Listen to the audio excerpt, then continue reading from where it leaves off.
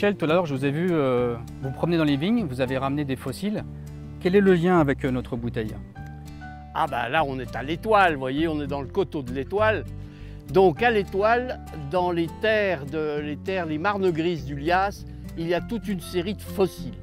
Et en particulier ces petits fossiles qu'on appelle des patacrines en forme d'étoile et qui caractérisent non seulement l'Étoile, mais toutes les marnes grises du Jura.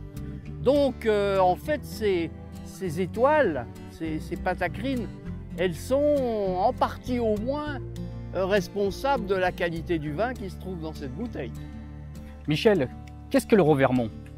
Alors, on est dans le Revermont. En fait, le Revermont, ça serait plutôt au sud de Lons, mais on peut considérer toute cette côte-là, qui va depuis Couzance jusqu'à Mouchard vers le nord, jusqu'à Cramant, comme le Revermont, c'est-à-dire le lieu où pousse la vigne.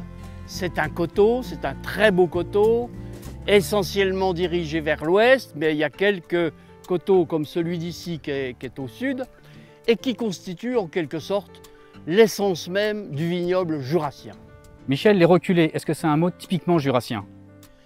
C'est un mot qui a été créé dans le Jura, mais qui n'est pas typiquement jurassien. Alors ces reculés, c'est ces superbes paysages, qui sont des entailles en quelque sorte des rivières dans le plateau jurassien, et qui se sont formés dès que cette grande zone de la Bresse s'est effondrée.